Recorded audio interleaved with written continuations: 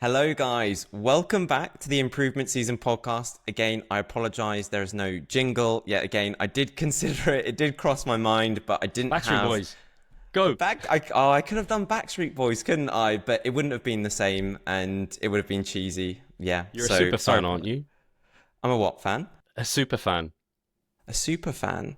What do you mean super? I've missed the catch. Super fan just means you're not an ordinary fan, Mike. You are a super fan. You like them more than just a fan. I'm not a that super tattoo fan. you've got on your cheek, your bum cheek, that is. I'm loosening you up, Mike. Come on, we're getting loose. We're not supposed to talk about my bum cheek tattoo. That's intimate. That That's was the only thing that was off limits. Stage. That's only for the bodybuilding stage. That's under the trunks. Now everyone's going to go back to your Instagram and be like, yeah, what? Let's see, where's this tattoo? Yeah. Oh, Mike rebelling. Exactly. It's got the lyrics. Got the lyrics, yeah. But no, I am no jingle, and my super fan is only between us and the Improvement Season fans now for the time being, until the rest of the whole world knows. Yeah, well, we need to reach a wider audience quite clearly. More people need to know about this. So if any listeners are regular loyal listeners, of which I don't know, I can't think off the top of my head how many we reach, but on YouTube I know it's around 1,000. So let's spread this information and reach a wider audience. If there is anyone, and I'm being serious here, if people listening think they know of people who would enjoy this podcast, please do share it. Please do subscribe. Please do give us a comment, give us a thumbs up, all that good stuff. It's highly appreciated. It's nice having the community here. And yeah. Otherwise, Mike, how are things on your end? You've got your hair slicked back today. Yeah, just because you have no idea. Yesterday, it was the complete opposite to this. It was like an afro. I'm not joking. I was genuinely... The heat. Literally, the heat and everything. It was just like... It just goes super curly. It's mad. So I just tried today seeing if I could slick it back a little bit to see what it'd look like. But I think it might be cut before the meetup on Sunday. I was going to say, you growing it out on purpose, or are you just not finding the time to get a haircut? It was the latter originally, and then I thought when people give you kind of like a few like, oh, it looks good like that type thing. I thought, oh, okay, maybe I will grow it out then. And there's this nice barbers in Whitney that they give you like, they'll actually give you advice. They'll kind of like talk to you about it rather than just doing it. They'll say like, oh, I think on you actually, if we did a little bit of that and a little bit of this, you'd actually look quite good. And I kind of wanted that a little bit, but they get booked up super quickly. So I've kind of left it to the last minute. So you go to a hairdresser's, not a barber's, is that right? Am I right? It's like that's like the differentiation. Barbers. Oh, okay. Yeah, because I always thought barbers was like you don't book, you just go in, and that's what a lot of blokes end up doing. But hairdressers is like a bit more premium. You have to book in, and they do what you just mentioned. I don't really know. The barbers that I was going to go to, it's Peaky Blinders vibes. Okay. So it's just like they're very, I guess it kind of is hairdressers, but for guys. And like, I think you can't walk in, you have to book, and it's a bit more, upmarket, if that's the word.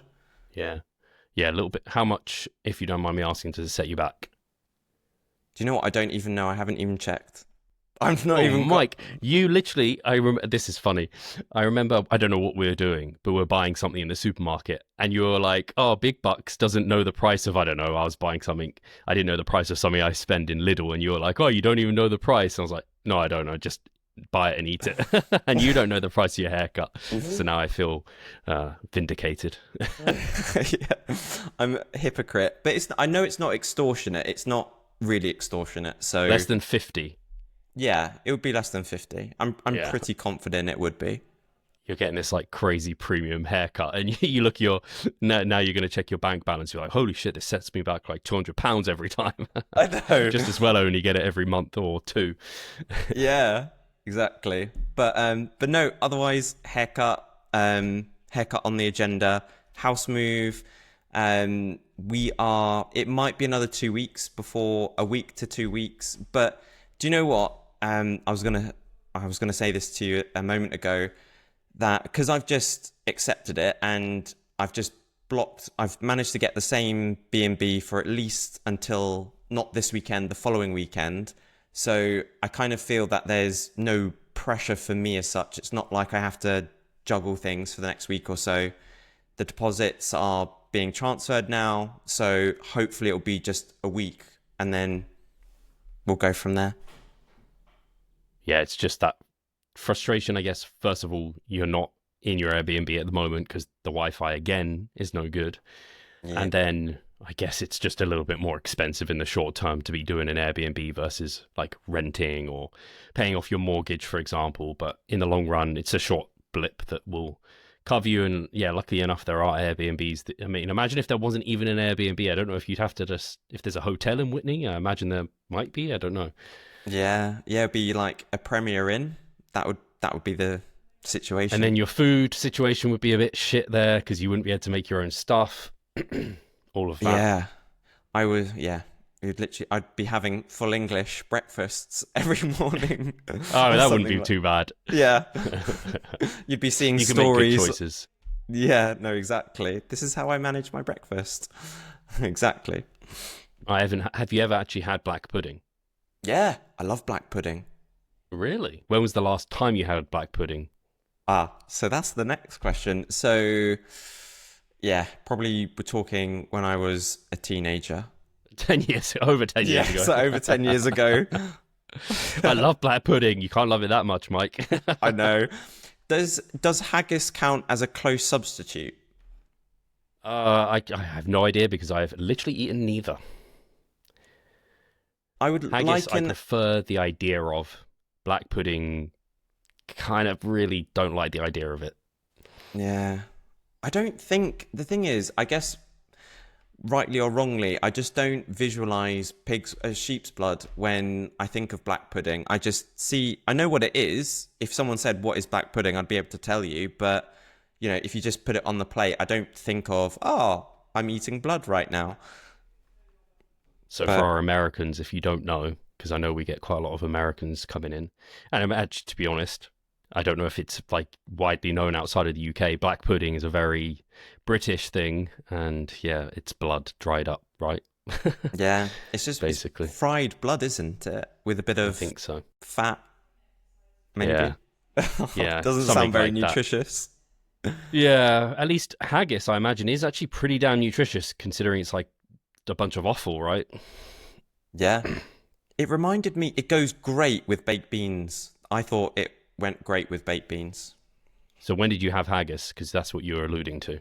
Yeah, so that was probably, maybe 6-7 years ago. Or maybe, yeah. Still ages. Not haggis quite as long. Or black pudding, which one's better? Out of 10? It's been so long. I'd probably put haggis above black pudding. Okay. And where's haggis compared to like a steak? So if it was like a 9-10 out of 10 steak, I'd probably put haggis down at like a 5. And so that means this is classic Mike. So that means if haggis is at a 5, then black pudding must be below 5. To me, below 5 is like you're starting to be like not great. But you said you love black pudding. The thing is, I have black pudding and haggis in a separate category to steak. I don't think you can compare the two. Yes, you can, because they're food. You can compare all food. It's food. It's in the same category. And even more so, it's still like it's animals. Like it's an animal product. Man, Mike, in my head, this is your problem. I can't compare. You can't say black pudding is like you love black pudding, because then when you say I love a steak, everyone just think you just love them equally. Like I really love a steak, like really, really love a steak. This is your classic over-exaggerating the things that you like. But the thing is, I would classify. So if a steak is like a t-shirt, haggis or black pudding is like a ring or a piece of jewelry. It kind of goes to complement the clothing, but it isn't clothing. Or is that totally? That's how I would think of it in my head. I would put haggis as the same as steak because it is like the main like protein on the plate. It's like the main thing. Whereas I get what you're saying with blood pudding. Blood pudding, I don't even know where I'm going. Black pudding, I keep saying that. Anyway, we're getting on a right tangent here. I'm just digging into Mike's brain for the listeners and how I Yeah. find his ability to find stuff that he doesn't really like amazing, and he loves them. Or maybe it's just like the levels, because I like black pudding and I like haggis, but I just find it hard to compare because in my head, those things are complementaries to the dish, not the actual dish. And I probably haven't had haggis in the right traditional way to know the context of how it should be. Yes, as if I do. I don't have a clue. But in my head, it's like steak and chips would be like haggis and chips. Someone Scottish can come and give us an idea of what haggis, Exactly. where That's that exactly goes. what I was going to say. Someone Scottish needs to comment on us to say, like, guys, you've got it all wrong. All right. But so, Mm. where are we on your updates? The house move, kind of not letting that stress you out. Okay with Airbnbs. I guess how has that impacted your nutrition actually? Because I've noticed on your stories you've been going to some ready meals. That's right. So what I just noticed in Lidl that they had these nice high protein, pretty much prep meals essentially, and I just reverted to them to save me a bit of time. Even though I've got access to a kitchen, it was just something which I thought, do you know what? Just to save me a bit of stress, packaging, etc. I'm just going to lean on them a little bit more. They're certainly not bad whatsoever. And it was just also something for me. I'm so used to my typical traditional meals. I also felt, hey, this is a good opportunity to just experiment a little bit more, have a bit more variety, both in terms of the types of foods that I would eat, but also just my general routine, and go from there. And so far I've been really enjoying it. So it's been quite a nice, realization since doing that. Yeah, I don't know why, but in my head, ready meals get a really bad rap in the fitness industry, as if it's like something you shouldn't use because it's in somehow inferior to home cooking. And I'm not necessarily saying it's as good as home cooking could be, but it's not that different, really. Like if you go out to eat, it's not really any different to if you have it at home. It's just typically when you have a ready meal or you go out to eat, maybe they don't quite fit your goals to a T as well. But like you said, the little ones, they're pretty reasonable on calories. You can get high protein ones. So the only I see downsides for you using them would be cost, I guess, Hmm. and potentially slightly less accurate in terms of measurements. But I don't. I still think they're within reason for an off season to be able to use here or there, for sure. Yeah.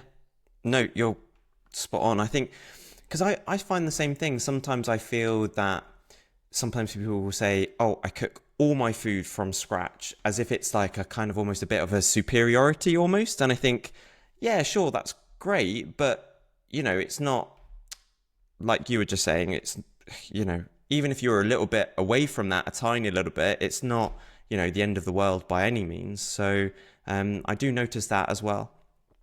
I see it similar to, oh, I don't know, maybe they don't use any supplements, or specifically, they don't have any like protein powder in their diet. They get it all from whole foods. It's like, I mean, sure, there are some benefits from like having some red meat in your diet, like different micronutrients that some of these different meats can provide.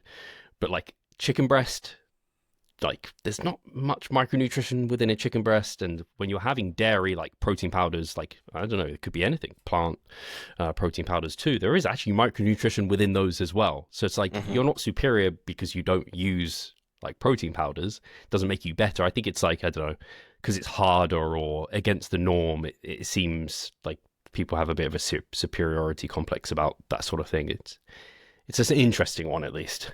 Mm, yeah, definitely. And one thing that I just thought of, which is on a different topic to nutrition, but one thing that we didn't get to talk about last week was related to I've started experimenting with using a belt on the leg press Yes, related to my go for it. training. And so people will kind of think, oh, why are you using a belt for the leg press? And a few weeks ago, I just really noticed, or kind of, was reflecting on how much just an effective bracing technique can improve one's ability to generate force, but also not only generally, but also sometimes improve that force production through the target muscle, particularly if it's a compound lift. And I felt that on the leg press, I thought, what would happen if I could improve my ability to brace a little bit better, particularly in the hole, but it didn't take away from my range of movement or the stimulus that I was feeling. And I think also due to my body dimensions, I can get away with it a bit. And I just put the belt on, and I did feel that I could drive better, and it didn't seem to take anything away from my range of movement or my stimulus. And I thought, oh, interesting. So it's just something that I'm playing around with at the moment, and that was kind of my rationale for having done it. So but I appreciate that it's not a typical thing, it's not going to work for everybody, but just a little experiment. Yeah, I think it's like one of those things where it's just like, as an example, this is one that comes to mind, is thinking you must have a rest day every week. I can think why it might be wise to have at least one rest day a week, but I can't think of a reason why you couldn't do the same volume and spread it over 7 days. For some people, like, there could be a circumstance where I could imagine that to work okay. Maybe someone actually, I don't know, they go to the gym every day, or I don't know. I can't think of the particular circumstance, but I can't think of a strong reason why you absolutely must have a rest day every week if you're within your recovery kind of limits in terms of volume. Similarly, I know people have like ripped into individuals who are wearing belts for like everything. They do it for bicep curls, they do it for like lateral raises, and it's just like these guys who, it's like all the gear, no idea. They're just wearing them for the sake of wearing them. The worst I've seen, Mike, is someone wearing squat shoes. I don't think they realized they were squat shoes. They wore them on a night out. They were walking down the road in squat shoes, and they were wearing like jeans, and they were on a night out type of setup. So that was hilarious. But so similarly here, I can't see most people kind of, I don't think the benefit of wearing a belt on the leg press is as good as, say, using it for a back squat, for example. But the only issue, I'm coming to a point, the only issue I can think off the top of my head, at least, with that is if it limited your breathing. Because that's the thing that I sometimes find with belts, especially the type of belt you've got that is a bit thicker and all the way around too. And that was the question I had for you. Do you ever find that and I'm imagining it hasn't because you would have said it, because I don't struggle with my breath, but breathing big compound leg movements, like, you have to be careful about your breathing anyway, because people think they're unfit and because they're out of breath, but it's like actually your breathing's just not set up well because you're bracing too much or inappropriately at various points. So you haven't found that to be a problem? No, not at all. Interesting. Yeah. Do you wear it also for you're doing Bulgarian split squats? I have been wearing it for Bulgarian split squats.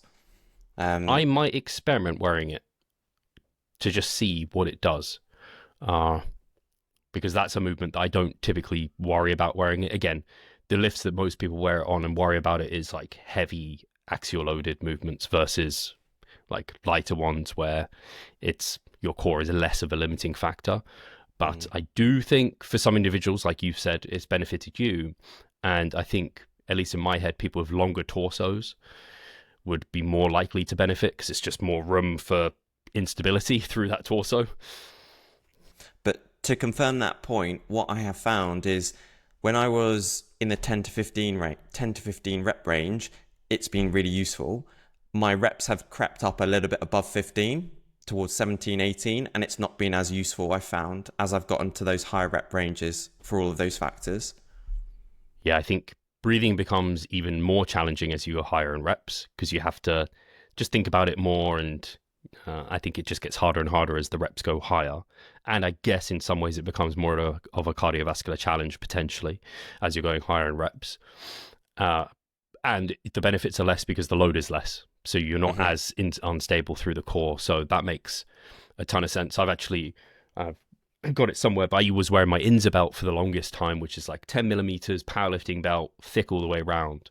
And I haven't worn that for years now because I got gifted my, if people have seen me wearing it, so I've Revive Stronger, like branded one, but a client of mine gifted me it. And it's just like a thin leather belt that, and is also thinner at the front.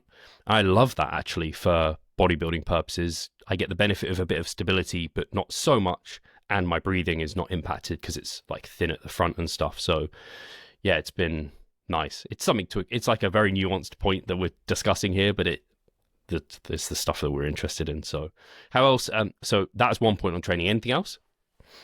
No, other than I guess on the point of rest days, because we had this kind of conversation in our check-in, which is again a useful point to mention. So this week I wasn't sure if I was gonna, well, I was moving Airbnbs and I wasn't sure if I was going to be moving into the new house this week at the time, and it kind of got to Saturday, Sunday morning, and I thought, should I train today? And I kind of thought, well, I'm feeling okay. I'm feeling relatively well recovered. If I train today, it potentially could buy me a day in the week when I might want to move. And so I was I was kind of like, not sure, but I thought, right. And in the end, I decided to train. And that session on Sunday went well. The session on Monday went well.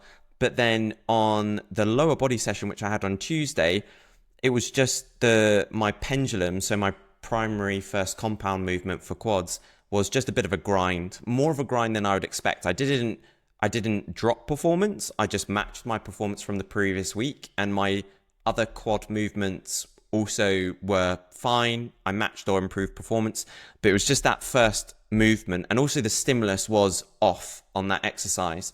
And we just had this discussion in our check-in, which was like, hey, do you know, whilst it was, not always a straightforward decision, actually, I was better off taking the rest day for that very reason, to take the recovery when it's needed. And I kind of also knew as well that, I know that recovery and going into training with as much productivity as possible, getting a productive training session is always the priority, and it's better off taking a rest day to prioritize that. I kind of knew that, but yeah, I think that was just something which I didn't get quite right this week, and I was kind of, I guess that was my lesson this week, I guess, from a training perspective. The good news is that I didn't drop performance. My other sessions haven't dropped performance. It hasn't leaked into anything else, but a little reminder for me to like, hey, take your rest days. Yeah, I think the discussion on rest days definitely was in the context of like matching volume, so that would just be a case of spreading it out over more days, whereas yours was essentially trying to get more in a shorter time period because of skipping a rest day, right? So because of the accumulated fatigue and for the context for the listeners, you're quite deep into your mesocycle, like week 7, is that somewhere around there? Yeah. So just that accumulated fatigue gets you to the point where, and it's good confirmation that you're pushing your limits, because if you could skip a rest day and perform just as well as ever, it's like, well, you're week 7, you're like, you should be like near your recovery capacity. So it's a good confirmation that you are riding that line of, hey, I'm in a really good zone of pushing my limits here. So if people are able to, like, I get very skeptical if clients are like, oh, I just combined my push and pull session this week. And I'm like, ooh, if you could maintain all your performance in that entire workout, we probably could be pushing you quite a bit harder, which could be appropriate for the person depending on their goals. And like you said, it's not like you did anything wrong. It's just that your performance is down, obviously, because of just carried over fatigue. And I can't say you did the wrong thing, but I think probably given the context of where you are in the mesocycle and how you're feeling, having a bit siding on caution, having a bit more rest versus less is probably a good move for someone like you in that context. But if you were like week 1, week 2 in a meso, probably just fine to kind of push through and it not catch up to you. So yeah, it's lessons all the time, right? All the time. And sometimes we revisit lessons, and it's like, hey, right, have a little bit of humble pie here and just remember what you know, kind of thing. Yeah, but for sure. We've been talking about me quite a lot, but let's Because dive I into have you, Steve. interviewer hat on. I know, I know. I always feel guilty because I always feel, Steve asked me all the questions and I didn't ask him anything. You'll get better at it over time. Don't worry. It's something I have a lot of practice in. The listeners must think Mike is so selfish, just talking about him all the time. I talk enough. Don't worry. I definitely have my things to say, at least in the Q&As. On that note, though, because you obviously did a solo episode recently came out on the Revive Stronger podcast, and that was really useful. And I think you said either in the hypertrophic time chamber or somewhere that you've had a lot of positive feedback from that. Yeah, I was actually really pleasantly surprised at how much positive feedback, and not just positive feedback, but objective positive feedback. Like the views and the downloads were comparable to episodes with like solid guests, and like I can't think of any negative comments to having done it. And it's like I said, I'm never going to make the Revive Stronger podcast is me interviewing industry experts. It's always going to be that way. But I do like the idea, and I had positive feedback surrounding like, hey, it's great to actually hear your thoughts, having spoken to all these individuals and all the experience that you have, and then talking it through, because I don't say that much on those episodes, right? It's normally, sometimes the guests ask me a question back, and that's quite nice, but typically it's all about them and kind of confirming their thoughts and beliefs and things. So yeah, I think doing maybe like wrap-up episodes, whether or not that just be like a yearly wrap-up like I did for the year and take-homes, or like a episode that's like bulking wrap up. People are like, hey, you've done one for bulking, can we have one for cutting now? I could do one like deep dives into cutting, where it kind of brings in all the knowledge that I've gained over the years and the experience, and put it into one place. So yeah, I'll probably do a cutting one at some point. But yeah, it's been awesome to have that sort of feedback. I had some clients were like, it was like a check-in, but like super long and in depth. It was like a masterclass. I was thinking the same thing actually. It was just like listening. Again, it was just like listening to a check-in. It was super cool. So yeah, I'll have to plan to do one in future. And yeah, I enjoyed doing it as well. And yeah, the positive feedback makes me believe that I should pipe up and do those. So yeah, it was cool to have had that. I was thinking as well that I think there's a saying that says, in order to truly know something, you have to be able to teach it. And do you find that by doing episodes like that, it really helps solidify, I guess, your knowledge of what you currently know in terms of massing? Like, you obviously know that already, but being able to teach it and explain it, it just helps kind of, I don't know, solidify it in some way, if that makes sense. This is what I always liked about, especially early on within the industry, when I started online coaching, I would blog and write a lot of articles. I used to love doing that because it really made me think through my thoughts. It's like you said, you know it, but it's different to know it versus like put it into sequential order that makes sense, and like get references and double check. And so when you teach, which is kind of like what that was in terms of like doing a solo podcast, or doing, I don't know, a check-in and someone asking you a question, or even just social media content in general. Like, I've always liked trying to put out value and educational content, because I also get the benefit of really testing my knowledge on it to make it as simplified and easy to understand as possible. So yeah, it's nice being interviewed and just someone asks you questions, because then you don't have to like do all of that on your own. But yeah, it's a good, it makes sure that you really know your stuff. Basically, it's exactly as you said. I'm just repeating what you said in a different way. No, makes sense. Makes perfect sense. But any updates on your front? I'm also in week 7, I believe, and everything's going well. I'm definitely in the thick of it, just like you. And I am finding, though, I think my recoverability is slowly creeping up a little bit from where it was last mesocycle, where I just feel able to handle more in some places, not everywhere, but in some places. Like today's session, I told you off air, I'm tired. And one of the big reasons I was tired was because I trained legs today. And so I have like, what is it? Like 6 sets of calves. Then I go into 3 sets of Smith squats, feet forward Smith squats, close stance. then 3 sets of Bulgarian split squats on the Smith machine, 3 sets of sissy squats. That's 9 sets for quads, and I'm like completely wrecked. Then I go into hip thrusts where I do just 2 sets, but I do each one is like I have a rest pause in each one, so I do like 20 plus 4. So I do that. So I have 2 sets of those, and then I go into lying leg curls, 3 sets of those, and then I have RDLs to finish. And my RDLs have been, despite having done all that work ahead of time, they're continuing to go up. Everything's continued to go up in that session, in fact, from last week. I did 190 kilos for 9 as my first set. And 3 sets of RDLs. I think I got 987 actually today. I think that's what I got. Yeah, I did. And they felt great. And I felt like I didn't think I'd be able to perform today. As I told you off air, I was also feeling quite anxious, and I was feeling anxious particularly in that session. But it went really well, like everything well. It was tough. It took me like, the whole session takes like 2 hours, as you might expect. And it was like boiling hot. But yeah, things are rocky and rolling on that front. I'm feeling good. The only slight spanner in the works is, you'll know this really well, Mike, too. When you are trying to gain slowly, you just have to be so patient. So I'm like, I know I'm not in a deficit. I'm pretty certain I'm in a slight surplus, but it's such a slow, like I just have to, you can't focus on the scale in an off season, basically. You just have to really be chill about it. But I think I am going to have to start. I was already at like 3,200. I crept up to 3,300. I might have to start going into 3.3, 3.4 to see my body weight go up. And I think that's just a sign that I'm in that range of homeostasis where my body's happy. So I'm having to like nudge myself a bit more to start gaining weight.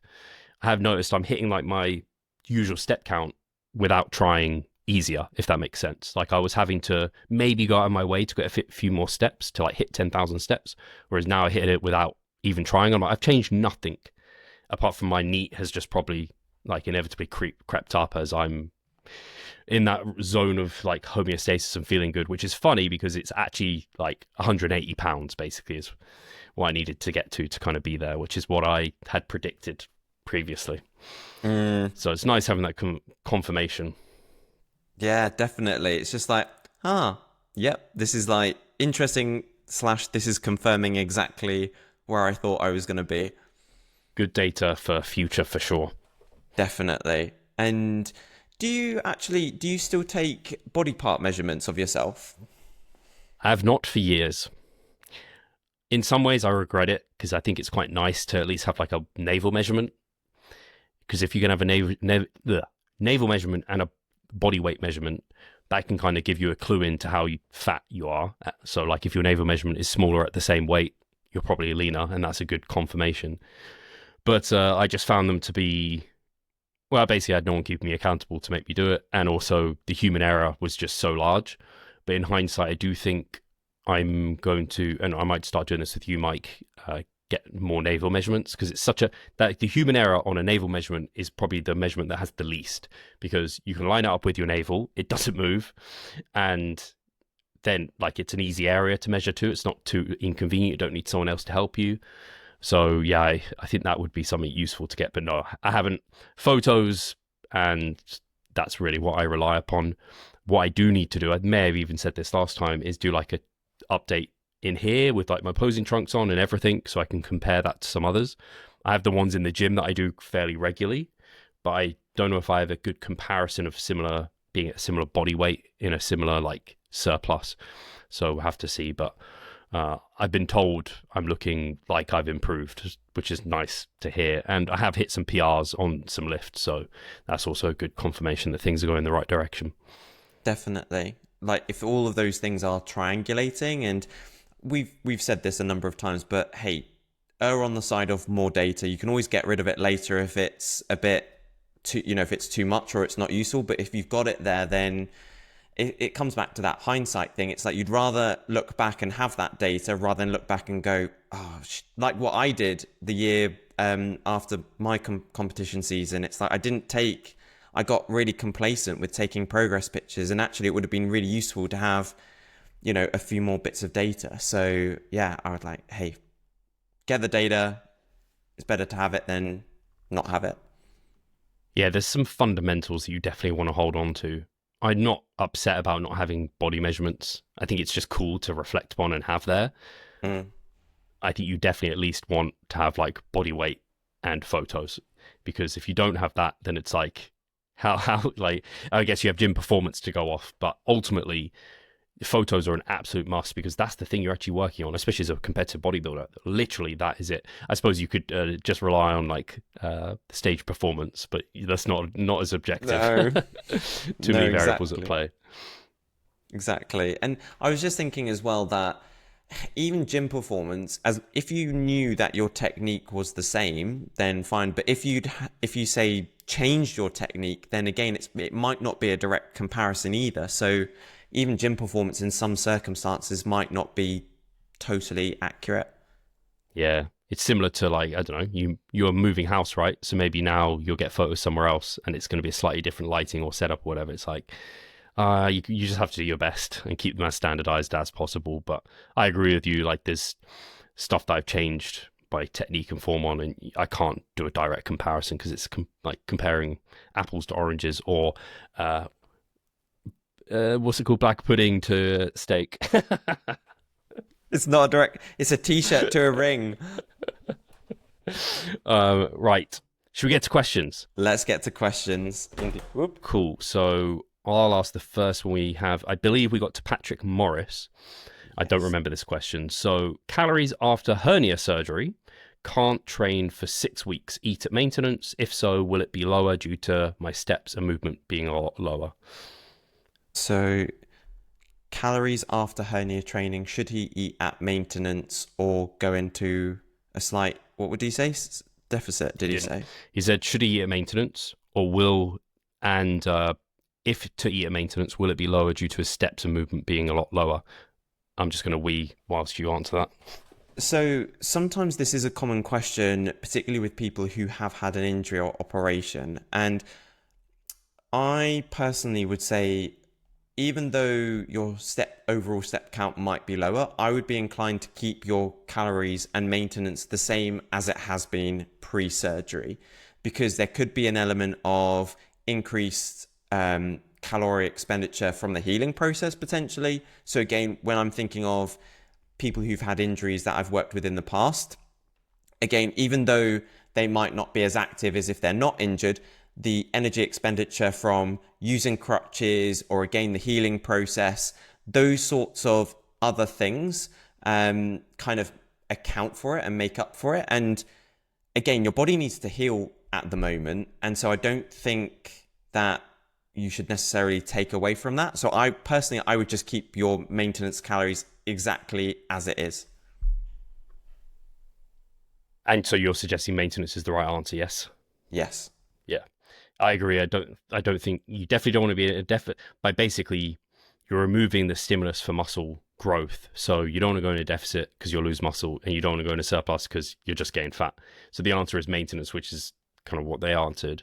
And I think it's a really good point that you mentioned there, that whilst you might be doing less movement, and that will reduce your, I guess, physical activity, you might make up for it with other movement or recovery processes. It's a bit tricky though, because I will say, if someone's step count is usually 10,000, they suddenly go to sub 5, and they train typically 6 days a week, and they suddenly go to 0. If their maintenance is going to shift a lot, like, they're not going to make up for that through other means, I don't think. And so I would say you might make a conservative reduction and monitor body weight. The thing is, body weight is also going to be a tricky thing to monitor too, because there could be inflammation associated with the hernia surgery, if I can speak. And then also, you're not utilizing glycogen in the same way, so you might drop off some kind of stored glycogen weight. Inflammation might drop off from training too. So it's like, the scale, at least in that first week or two, is going to be pretty hard to know. This is a time where I'd probably try and get someone to rely upon a rough maintenance range, which is going to be maybe similar to where they've been at, or a slight reduction, and be mindful with how they're eating and approaching that, and keep protein really high. Definitely don't starve themselves, but equally don't stuff themselves. Focus on wholesome, minimally processed food. You got kind of 80-20 there. And yeah, you'll be in a nice position to recomp afterwards anyway. That's Yeah, kind of where my head goes. yeah, completely on the same hymn sheet as you there. There has been some research looking into this because I've looked into it before. I can't reference it. But injuries and also, I think being sick, depending on the sickness, depending on the injury, it does elevate your energy expenditure quite a bit, depending on like the surgery that someone's gone through, which makes sense, right? It's going through like a crazy recovery process. For hernia, I'd say that's a pretty mild surgery for most of the time, so I don't imagine it's going to like create this huge energy expenditure. So you probably can keep relatively active with your steps and things. So hopefully that's not too of an extreme shift. But yeah, hernia, man, I think it was last year, maybe I thought I had a hernia, and I was like really concerned about it. I think I've actually got a slight hernia above my what's it called, navel. Above my belly button. A lot of people have this like slight, is it called like an inguinal hernia or something? Anyway, I have a little one above there, but I've had that since I was born and it's never done anything. I just notice it, particularly when I'm lean. You can really see it. It looks like I've got like 2 belly buttons at some point, but if I'm mentioning it and you're like, I've never really noticed, Steve, then clearly it's mostly in my head. I think it's umbilical hernia, because I think maybe the inguinal's in the thigh, right? Yeah, so I think inguinal hernia is more towards the groin, but yeah, umbilical hernia. So I have an umbilical one, and I thought I had the one you just mentioned, which I think we actually spoke about previously, didn't we? Thankfully, it wasn't. It was just some nodes or something, lymph nodes or something, just that are there. Awesome. Shall we get to the next question? Yeah, go for it. Awesome. So the next question is from _Manji Machine, who asks, tracking antioxidants for the purpose of increasing energy availability, theoretically improving gym performance and faster recovery. No. My immediate reaction, like I'm just like, no. Eat a well-rounded diet. And yeah, don't stress yourself about trying to track specific antioxidants. I think also, I think you probably have to have quite a lot, but if you had loads of antioxidants post-workout, it's probably doing something similar to like ice baths post-workout in terms of blunting adaptations. So theoretically improving recovery, yes, but you might hamper adaptations. And so you actually want your body to take care of those adaptations themselves. I don't know how it would increase energy availability. I don't really know what that means even in this context, but yeah, this is like stuff you don't need to worry about, honestly. Yeah. It makes me think of, we can't outsmart the body, and don't try to overcomplicate it thinking you're going to be able to, like, I don't know, what's the word, hack your way into greater gains. Just stick with what we know, the fundamentals, well balanced, whole foods, etc., and everything will take care of itself.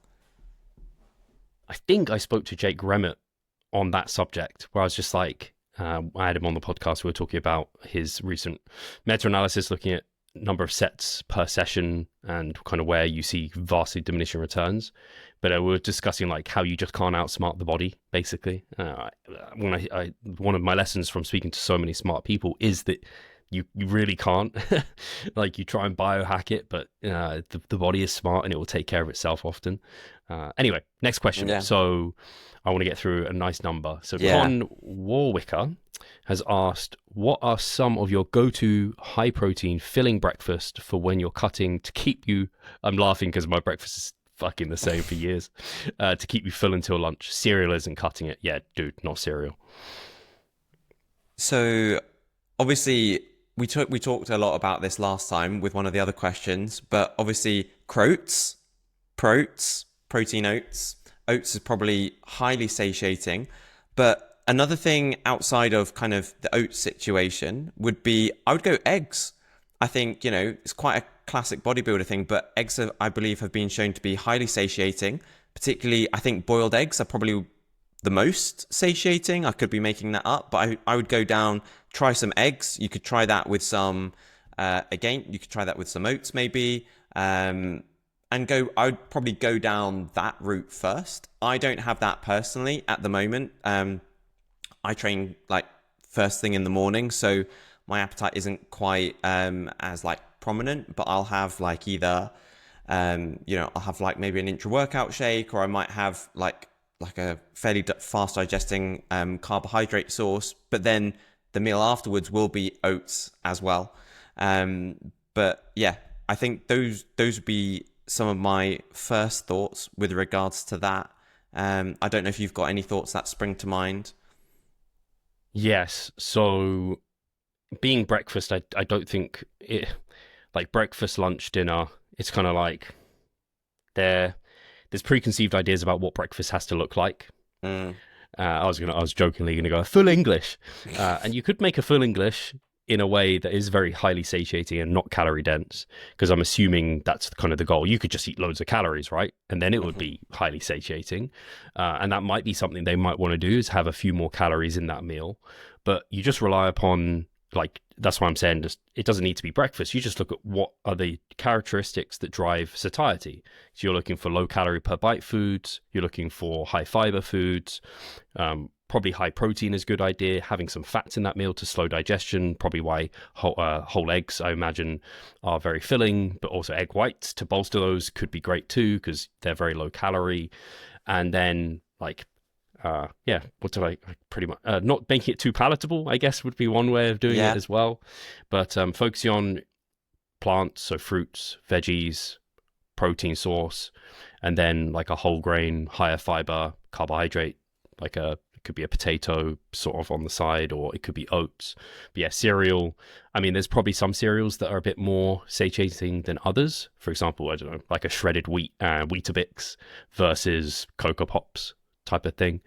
But yeah, that's my go-tos. I think they asked for our go-tos, didn't they? So yeah, cream of rice. I do cream of rice with oats and protein powder, and then put blueberries in there and top it with chocolate. That's the breakfast at the moment. And man, when am I going to get sick of that? I don't know. I'm not looking forward to it, because I'm enjoying food at the moment. So yeah, it's when my appetite tanks, it's worse than the end of prep, which is saying something, because the end of prep gets pretty freaking tough. But yeah, I'd like to know in the comments people's go-to breakfasts. Yeah, emoji a cereal bowl. You love your emojis, Mike. I think we've got one ice cream emoji. I don't think we want to rely on emojis. Also, because I don't know about you, but I haven't really ever used emojis on YouTube in comments. It's a bit of a faff. I do. Well, you do. I do. I don't even know how you do it. It just has it has a face, and you just click on the face, but it's a bit of a faff because you have to scroll through it, and it's not very easy. So I get that.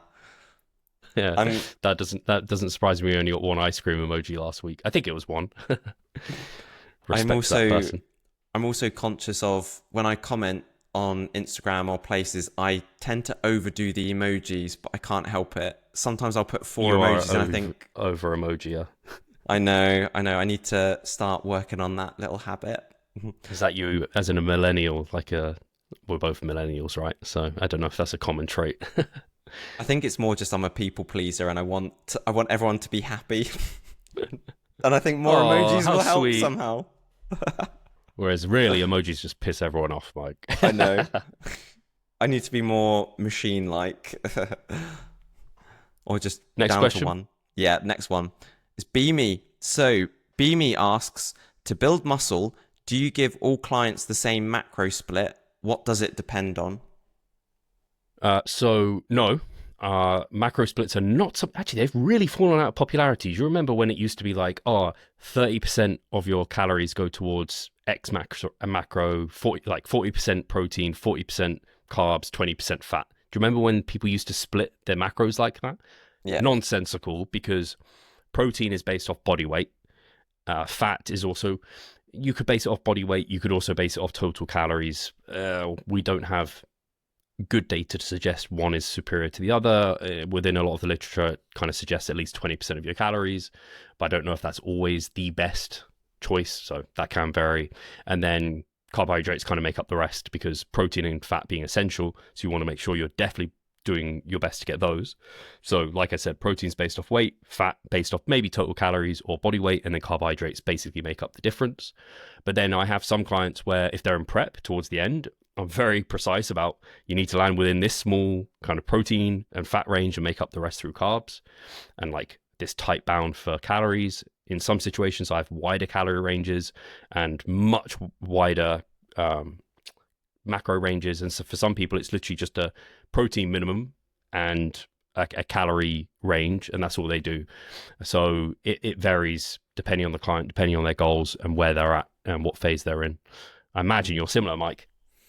Yeah, pretty much. And I think that's how it should be. And again, that's where I feel the evidence what the evidence shows us in terms of we can have a lot of flexibility in scope, and we should be able to adjust that for the individual that's in front of us. It gives us the guidelines, and actually the guidelines are quite broad, relatively speaking, and actually we can then taper that down to the individual and the situation that individual's in. So, but I pretty much do the same thing as you, Steve. And I have suggestions, like if I have someone who's quote unquote more gen pop, I might give them a wider or a lower protein minimum goal of like 0.7 per pound or something.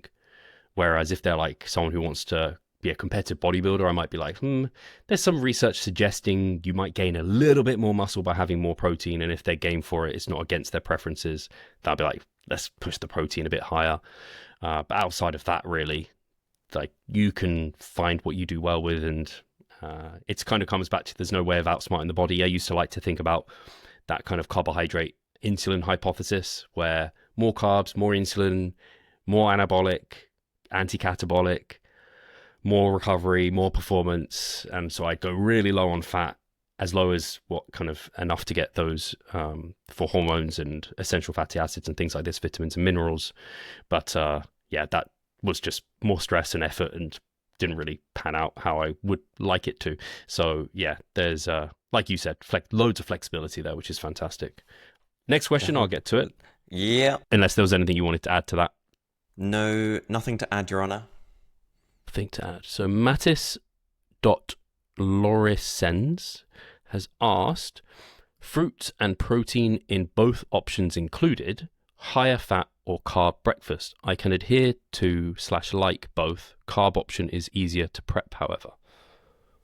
So that goes straight off of what we were just talking about pretty much. But all I would just add to that is, where is your training in relation to that? Because if you're like, oh, you're going to train straight after breakfast, I could probably say, oh, maybe you might want to have that a bit more carb focused to have, carbs around training. But again, if you're training once a day, might not make the biggest of issues. The most important thing is that you're not hungry going into training. But if you weren't training until later in the day, by and large, it probably doesn't make much of a difference. And it just goes off of everything that we've spoken about previously. Yeah, I can't think of anything I'd really add. My immediate thoughts were the same, and to go to if it fits your macros.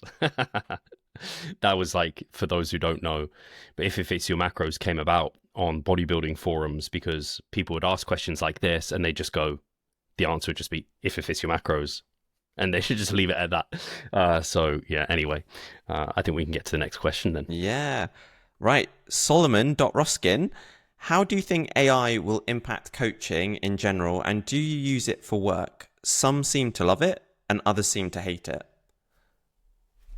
So how do I think it will impact coaching in general? I will say I'm definitely not the person to ask. I'm by no means an expert in this area, but I don't think we can possibly even fathom how impactful it would be. When I think about AI, I think about it similarly to the internet or mobile phones. And when these first came out, a lot of people just looked at them and were like, oh, that'll never catch on. And it's like, well, yeah, they did. And they changed kind of the way we live our lives to an unbelievable degree. So I don't think I can even fathom the impact it's going to have. If I was to try and give my very uneducated view on this topic, I would say something along the lines of, I think it's going to require people to use them, because I think you'll get left behind if you don't, because I think they're incredibly powerful and very useful for like coaches and trainees for many means, but I think it also they need to be used well. I think the input, for example, into ChatGPT, you could input it for a training program, and depending on how specific you are and the kind of information you give it, it could give you a terrible program or it could give you a really good program. If you just said, hey, create me a training program for muscle growth 6 days a week, probably not going to be great. But if you could tell it like, hey, give me a training program 6 days a week that make sure the rest day is on a Wednesday because I can't train that day and I've got a lower back injury, so make sure that there's no exercises that are going to cause any trouble there. I really like the 10 to 15 rep range, so can you bias rep ranges? Like when you give it more information, it starts to be able to give you a much better program, similar to like a really good coach could. So I think there's that. And then also I think the personal aspect of online coaching, of coaching, is going to become more and more important. I think less people are going to be willing to buy one-off programs or have infrequent non-personalized check-ins. Those cookie cutter coaches are just going to die by the wayside, basically. And I do think one-on-one in-person events are going to become more popular because people will be desperate to kind of get that sort of feel. And potentially even like one-on-one consultations where you're live. So for example, like your physio consultations, Mike, or we do our, when we sign up a client, we have a consultation face-to-face. And then obviously we're doing our Revive get-together this weekend, which will have happened by now. So more events like that, I think, are going to become popular. At least, again, my uneducated opinion is where I see it. And then finally, before I give the hand it over to you, Mike, how do I use it currently for work? Mostly, I just use ChatGPT I will give it something like, I'll write a tweet or a thread, and then I'll say, hey, chat, can you make this more engaging? And then it will just rewrite it in a more engaging manner, and I might edit that and then put it out. Or I might say, these are my general like notes from some research I've done for a podcast. Can you help me formulate this into some questions for a podcast? And then I might have a back and forth and ask it for more or less or what have you. So at the moment, it's helping me in content production more than anything. I can't think of any other uses particularly, because when I have tried to get it to give me like references for stuff, it's not been great. It sometimes doesn't refer to the evidence that I know is out there and available, because it's only really as good as what information it's basing it off. So at least for ChatGPT, that is. Otherwise for work, I haven't really used it outside of that, I don't think, unless I'm using it somewhere and I don't know. Oh, Riverside, we're recording on now. That uses some AI tools to like edit it and put it together, which is pretty cool. How about you, Mike? What do you think to this? Yeah, it's interesting. I think the first thing that comes to mind, and it came up as you were saying, is that AI is a tool, and just like any tool, when used in the right context and in the right way, it can be powerful and useful, and we shouldn't discard it as being good or bad.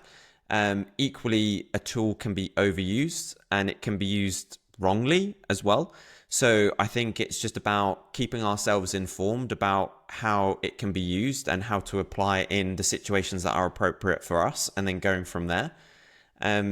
I think I use it in a very similar way to you, Steve, in terms of using it as a bit of a cross-reference or a bit of a broad brush to get me started in a right direction or to read something. So like, I think of the times when, if you're writing an essay or a dissertation and you get your mum or you get a friend to proofread, it's like ChatGPT is like that now in some senses. It's like, oh, by the way, you've said the 5 times or whatever. But also personally, I do find it very useful as a, like if I'm going out for a meal, and I learned this from you as well, you can just input, hey, I went to this restaurant, I had roughly this meal, etc. And it can just again help with a rough guesstimate for the calories and nutrition of that particular place. So I've used it for that more personally, and I found it to be useful for that as well. Do you have any thoughts on how it will impact coaching in general?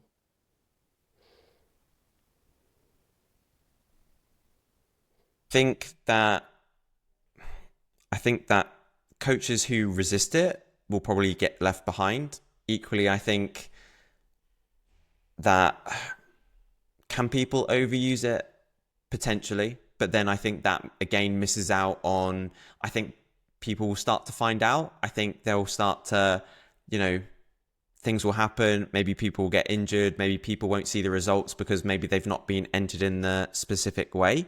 And again, it's just not personalized. And I think ultimately people want that personalization, that empathy, exactly what you were talking to.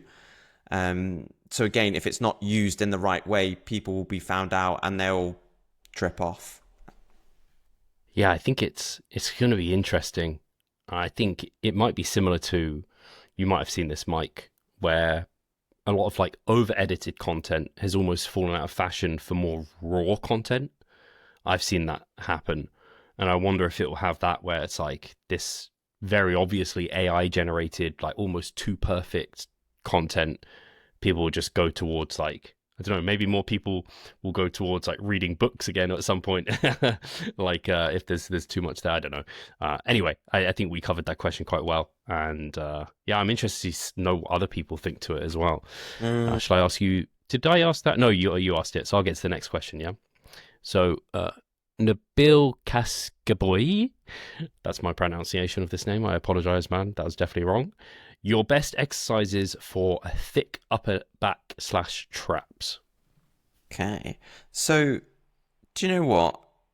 Again, obviously, we're assuming that we're following good hypertrophy principles, and also off the back of a Instagram post that you made last week, I think. But when we're talking about upper back, we want to make sure that we're including both a horizontal and a vertical pulling motion. Different angles, I think, are always... Sorry. No, I was just going to say, I don't know if I said, I think you're maybe thinking about my lat one. Yeah. Or was it lat? Was that your I did post? do an upper back post as well, but I talked about Anyway, you can continue. I shouldn't interrupt you. No, so in terms of upper back, though, I still think actually horizontal and a vertical for more upper back. You probably want to just pay attention to your arm angle. So with upper back, I think you're thinking more of elbows slightly flared out to kind of get that more lower trap mid back a little bit more. And whereas if you were trying to target the lats, you'd want your elbow tucked in a little bit more. But I also potentially more of a pronated grip position might help a tiny bit. So you basically want to then feed that into movements that you have available at your gym. So thinking again about dumbbell versions, machine versions. And again, I know I'm being very broad there, but again, it depends on the individual, because I could say for me personally, something which we were running for a long time in my program was a dumbbell chest supported row. And for me, I felt that worked really well for me. I felt it hit my mid back really well. But someone else might not find that quite as stimulative for them. So that's why I'd say pay attention to your elbow angle, bit of a horizontal and a vertical pulling motion. Experiment with different exercises, different angles a little bit, just to see where you can feel that mid-back stimulus the best for you, and then kind of take things from there. Yeah, I think what you said there is great. It's focusing on those principles. It's because he's asked for best exercises, but it's exercises that allow you to feel the upper back and traps work really well. And to hit those muscle groups, you want to be pulling with like a 70 to 90 degree arm path, basically, is where you want to be pulling. So not elbows tucked, as you said. That's going to be more directly training the lats. And then you can really play around with like horizontal, more vertical. And so this is the whole thing with like pull downs, everyone thought of as lats, but it's like, it depends how you do them. And then they was like, oh, they're upper back because you're pronated. It's like, well, not if you drive your elbows down to your sides and you're not leaning back as far, you're more kind of upright, you're going to be targeting the lats really well. And it's remembering with a lot of pulling, you're going to be hitting everything to some extent. So in terms of upper back and traps, anything I'd specifically add beyond that? Not really. I guess you could consider like shrugging and doing motions like that, particularly for the upper traps. But I do think for the traps, unless they're really underdeveloped, isolating them further, apart from just doing more upper back pulling, like you mentioned, with the elbows flared in that pronated position, is probably going to allow you to be in a really good position for that. I don't know if it is needed. Similar to like rear delts, forearms, things like this, you could consider isolating them via a shrug. I don't think that's a terrible option. A lot of people, I can't remember what it's called. There's a specific movement some people really like, but basically it's a horizontal pull where you just really focus on driving the elbows out and wide and like pulling the scapula together. One thing I will mention, just in addition to everything, is let your upper back stretch over and really let your scapula protract for a big stretch on all of that musculature. That's going to be a really good move. But yeah, I have nothing else to add. Did they, thinking of to that exercise you were trying to think of, but sometimes things like, like a barbell snatch grip or something. I remember that was popular at one stage. Yeah, no, it's not that. I can't remember what it's called. It's some sort of row. I think I saw Jeff Nippard doing it, but it's very, very similar to I'm doing, the prime extreme row and doing it there. It's very similar. It's very similar to like a chest supported dumbbell row, to be honest with you. So yeah, I can't think of the specific name. I think maybe Jeff Nippard was using it, and then I think Paul Carter really, really popularized it. But yeah, I can't think of the name. Probably someone listening is knowing what I'm mentioning. But hey, we can move on. I tried to find it on Jeff's page, but I couldn't find it. It's not like an underhand barbell row or something like that, or it's got a more, not gimmicky name, but a more like different name. Dorian row or something. Yeah, it's not that. But anyway, but on that note, heavy hip hinging is going to hit your upper traps really well. So do include some of that. And similarly, like a bent over row, again, really good movement for that. But it hits a lot of the mid and low back too. So a chest support specifically for upper back, is a good move, just to finally say that. Say that again, sorry. A chest support specifically, if you're trying to isolate the upper back, is a good move, because then you won't introduce mid and erectors into the movement. Nice. Awesome. Right, so Martin Cuppers, he says, Steve, do I misremember you as a vegetarian? ? Why again eating chicken now, etc.?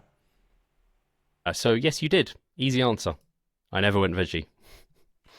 I just went to more of a plant-based diet, which I still do.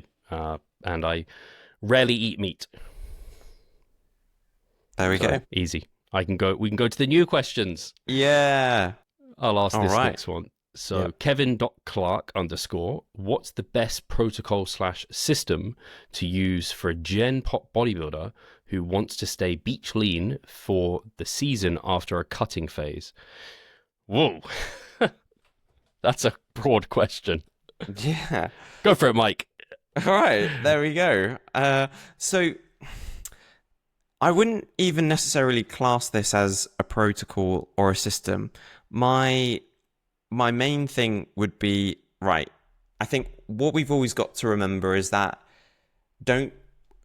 we don't want to be led too much by the scale weight. It's a look. I guess it's more of a look that we're looking for, or a look that he's looking for. It's kind of like a beach lean look after a cutting phase. So the reason why I say that is because if you've performed a cutting phase and you are satisfied that you've got to the level of leanness potentially that you're looking for, we'll probably gonna go then back into a maintenance phase. But during that transition of going back into a maintenance phase, the scale weight is inevitably gonna go up. It's gonna jump a little bit. And so we've got to ignore that a little bit in that initial transition phase. But essentially, for me, it kind of seems to be, and I could be missing something here, so let me know, Steve, but for me, it's kind of almost as simple as, right, after you're satisfied that you've finished your cutting phase, then it would literally be coming out of that into maintenance, allowing for some fluctuations initially out of that cutting phase, and then trying to hold that, using the scale weight as a bit of feedback, the long-term trends as always, not going by day to day, but just essentially holding that look, maintaining it, and sticking with that. And that's for me where the question is leading to. But am I missing anything there at all? This is where I come to with it. I'm like, what am I missing? Because it just sounds like maintenance. So you Yeah. finish your cut, you're as lean as you want to be, and now you want to maintain that. So it's like, just do your maintenance then. Like that will maintain that look. So I'm not sure if there's more to it. So Kevin, I don't know if you want to, I don't know, come onto YouTube, expand it, or follow up with a question next week, and we can get into it a bit more, because there's also quite a lot of people that were interested in our answer to this. But to me, it could just be that they're like, oh yeah, maintenance, duh, that makes sense. But recognizing, like Mike said, your maintenance would have adjusted down a bit. Transition into this somewhat gradually. I would say be extra careful about being gradual, considering you really want to maintain this level of leanness. And yeah, don't jump when you see the scale likely come up in the first week or two, and then it should just, like, you should be hovering around maintenance and eat according to the scale weight changes there. It should be fairly self-explanatory. There's no kind of crazy protocol where you have to do like deficit days and refeed days, calorie cycling. It just comes down to average calories over the long term, of which you want maintenance. So yeah, simple as that.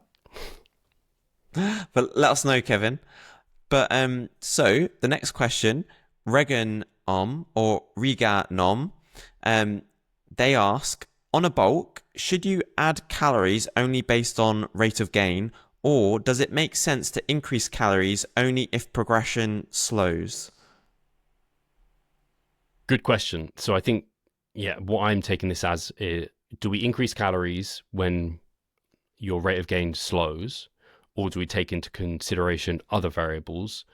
As in, could you be eating at maintenance for multiple weeks, but not increase calories because you're progressing in the gym?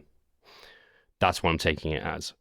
And I understand the logic there, but we're not really aiming to recomp during a gaining phase. You do want to be in a surplus, and being in that surplus is going to put you in a slightly superior position to gain muscle mass. So it's not solely based off kind of scale.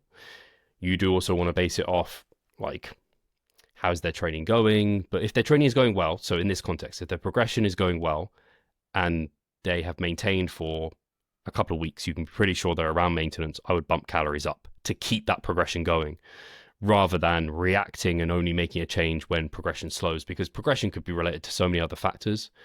So I wouldn't necessarily put them together that way. Yeah, I don't know if you have anything to add there. That's where my initial thoughts go, is like, it's not just based off the scale, but certainly I'd still be increasing calories if someone looked like they were at maintenance when we're trying to be in a surplus, even if their progression was going well.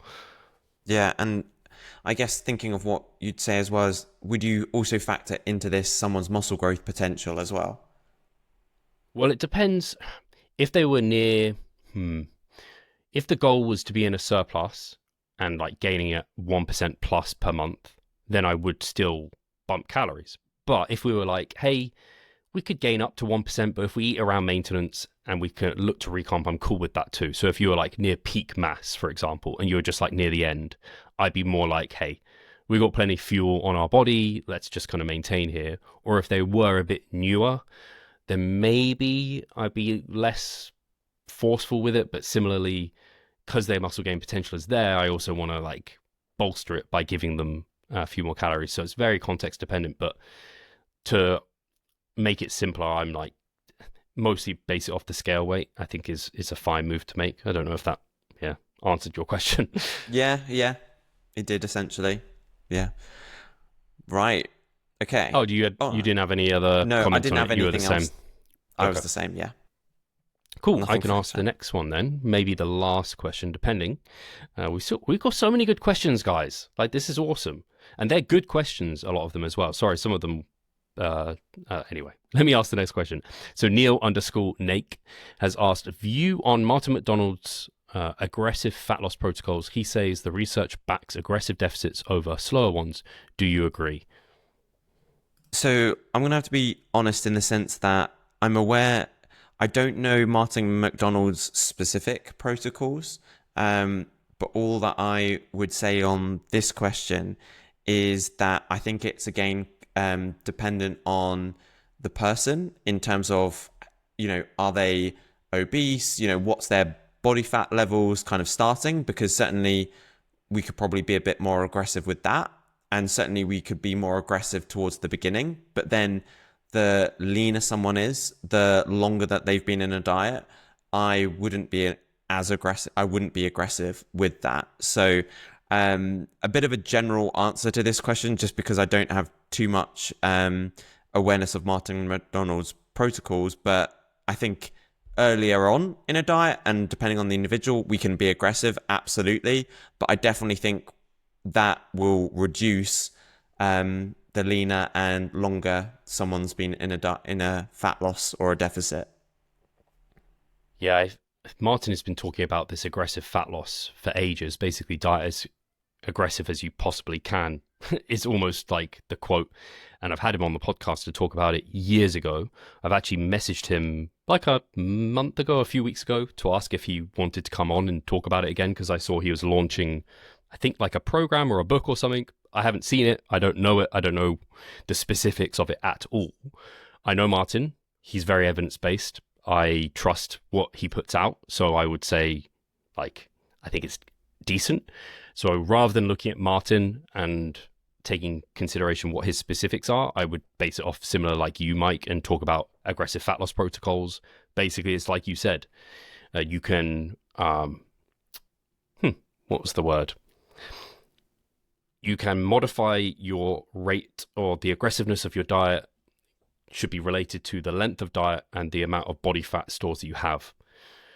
That's basically, so the more body fat you have to liberate, the more aggressive you can be. The shorter you're looking to diet, the more aggressive you can be. Because the longer you diet for that's aggressive, the more risk of muscle loss, and the leaner you are, and the less body fat stores you have, the less aggressive you can be without risking muscle loss. So that's kind of why mini cuts are very aggressive, because they're short, sharp, but they're not to be extended. And that's why at the start of like a diet phase, you can look to lose closer to 1% versus nearer the end. So in a contest prep, your average rate of loss generally within the literature supports this too. 0.5% of body weight per week is more appropriate, because you're getting very, very lean. And actually towards the end of a prep, you might not be losing any scale weight at all, because it's such small amounts. You can't be sure. So yeah, I don't know much more than that. I do think there is some research to back up like losing faster initially creates buy-in, so a lot of people enjoy that, and then that gets them bought into the program. I'm not one of those people that's like, I saw a reel recently.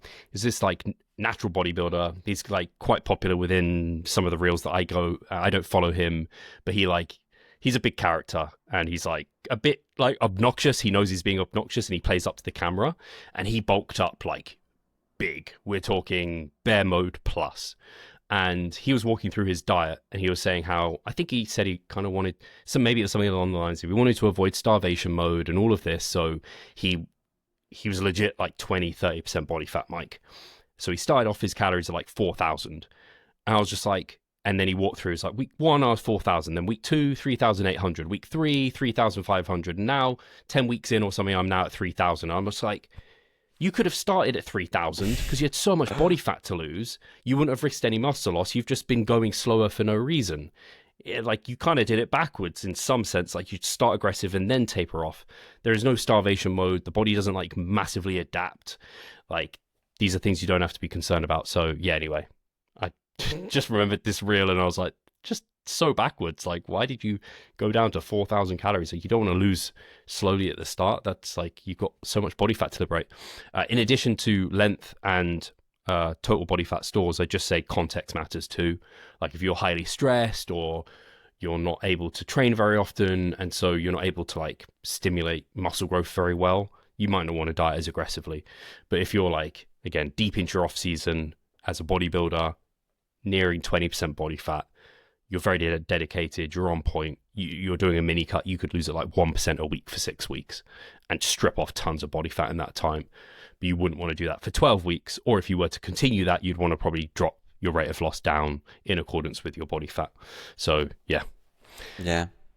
Well said. That Nothing to add there. Yeah. We could maybe do one more. Okay. Or...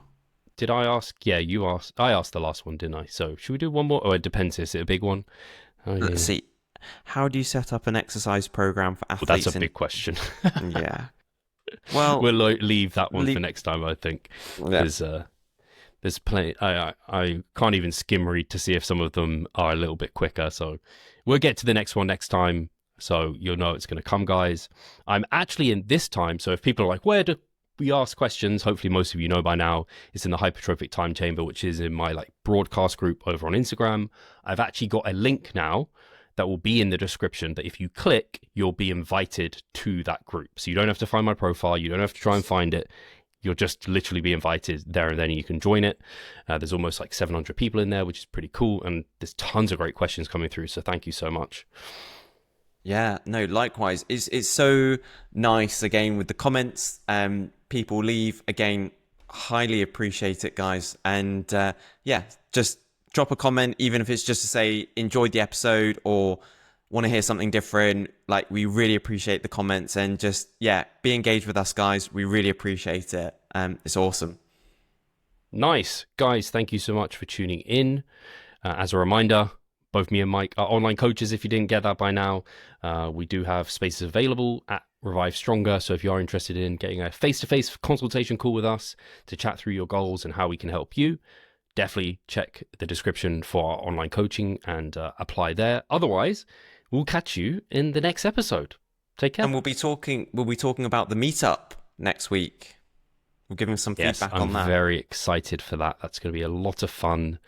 And yeah, it's going to be a lot of fun. So I can't wait. Cheers. Awesome. See you later, guys.